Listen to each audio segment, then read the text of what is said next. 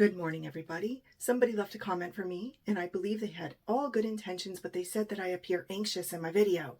And, good golly, I probably do. I'm Gen X, 70s, 80s. So let me explain, and this is sarcastic humor in case anybody thinks, that I'm being offensive. No, it's just humor. So let's get into it.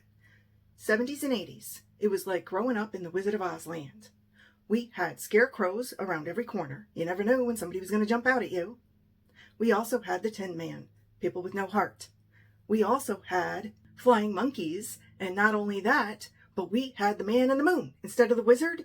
If you've ever seen the Wizard of Oz, there's a wizard, and he rules the land. And he's like on this megaphone talking to people as they walk down the yellow brick road or fly through the air at the people walking down the yellow brick road. We had the man on the moon. The man on the moon was used to entice us to be good or used against us if they thought we were being bad. So, parents would say something like, look up there, if you're driving in the car, look up there, there's a man in the moon, and he's watching you. It was sort of like the equivalent of Santa Claus. The difference between Gen X and the Wizard of Oz, though, we had no fairy godmother at the end of the pathway. Nobody came to save us. I'm not anxious, actually. I just learned how to function on caffeine, lack of sleep, 6 different medications to cure the ailments that I caused myself with self-sabotage over the years. First of all, my mother was a very young woman when she had me in her teens. You imagine what it was like back then, raising a child on your own in your teens when the world shunned you for being a single mother. Not only that, but I never met my father until I was in my 30s. And guess what? I didn't really meet him. I found his mugshot online. That was the introduction to my daddy.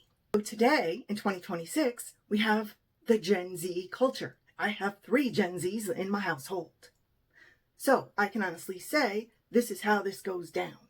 If somebody says to you, you look anxious, Gen Z's approach would be, thank you so much for acknowledging and validating how I'm feeling inside. Thank you for noticing. See, that's not our approach. We're wired differently. We're not anxious like the world perceives anxiousness. We're wired that way because of our upbringing. So to me, when somebody comes out and says, you look anxious, those are kind of fighting words. But if you said that to somebody in Gen Z, they'd appreciate it because they'd be like, oh, thank you for acknowledging how I feel. Okay, so we're wired differently. So if you think I look anxious now, you should see me after my morning coffee. Gen X wasn't raised by the same rules as everybody else, okay? You may have heard the stories. We were stuck outside all day, sunburned city. We drank from a water hose. It's true. We didn't make that up. There's a lot of us, okay? We didn't just come out with that. We actually lived through it. We didn't have therapy. Therapy was shunned. Therapy was something they made fun of.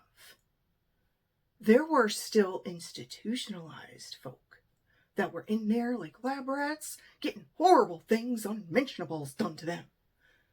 I am old enough to remember when they let the people out on the street. I met some of them. So, why do I come across as a little bit anxious, you may ask? We weren't given time out. We weren't given the naughty chair. We weren't told to stand in a corner. Heck no. If our parents thought we were being bad, and that really had a different meaning back then. Bad was a subjective word, depending on who said it. If your mama said it, that's one thing. If your daddy said it, that's another thing. If your grandparents said it, oh boy, you better run. I remember one time, my grandfather, a farmer, good guy, he ripped half a tree down to chase me up a hill. He called it a switch. I ran so fast, I never ran that fast in my life. That's probably why I got asthma. When I got home, it didn't get any better. So you see, we're wired differently. Things were done back then that they're just not done anymore, okay? I knew people who put their kid on a chain on a laundry line and let them run around in the backyard like a dog. These things today would make world news. They would go viral. People would be in prison.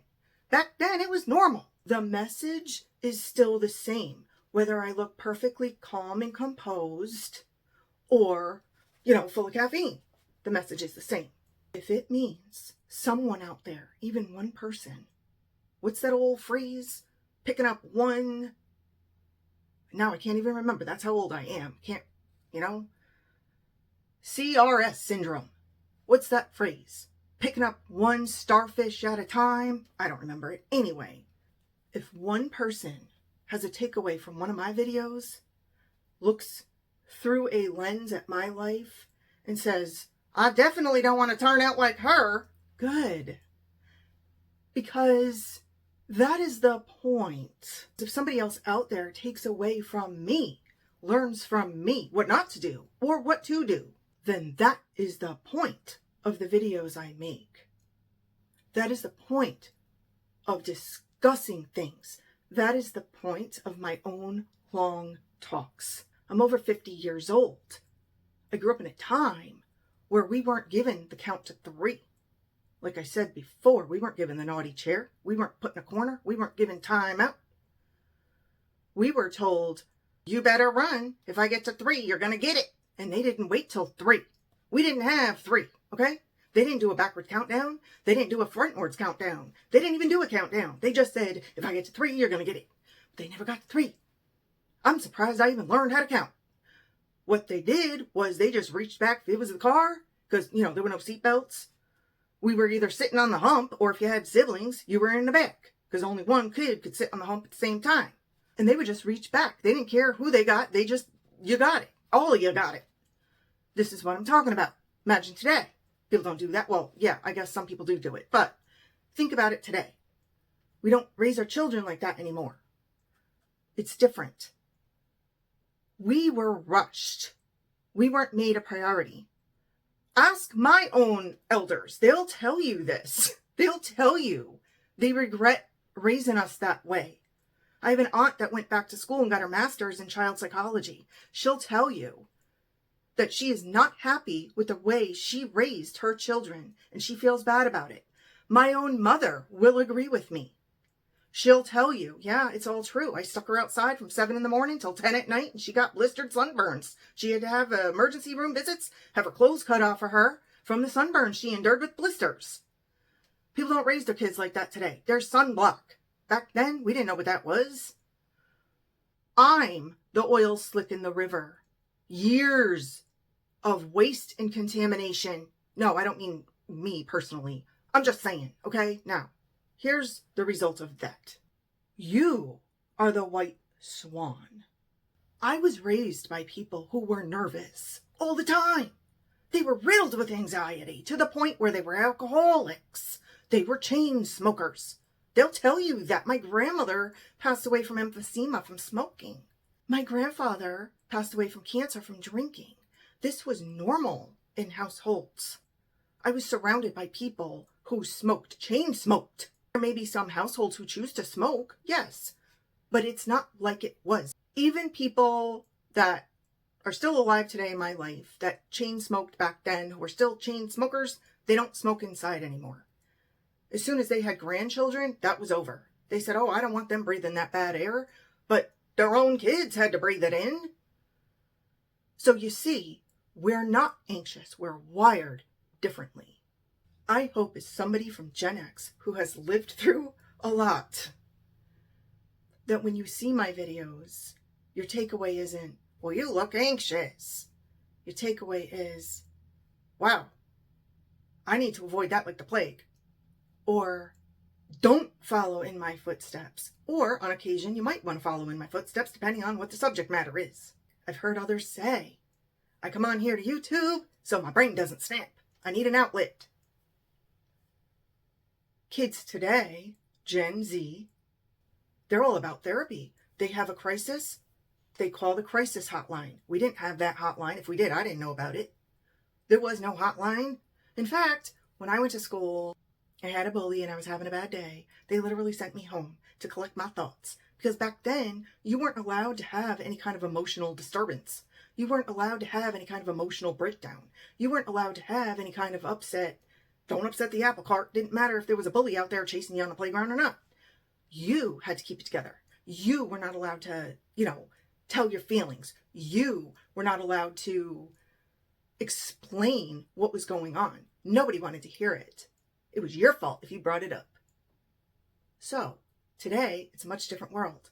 We have therapy, we have online places where you can log into a computer, you can log into a phone, you can talk to somebody, you can talk it out, you can work it out. We didn't have that. Our working it out was going behind a building somewhere at a dumpster or on the playground. Therefore, if you think I'm anxious, consider everything I just said. Learn from each other. That's what the point is here. If there's one starfish out there that I can save on that beach, I'm going to throw it back in the water. Just like you be the swan. You go down the river and avoid that slick oil mess. And you carry on. And you bring joy past the black darkness of what you see there in the water. I feel so grateful every day. I feel grateful that I have this opportunity to talk to you. Thank you so much for watching today. Take care.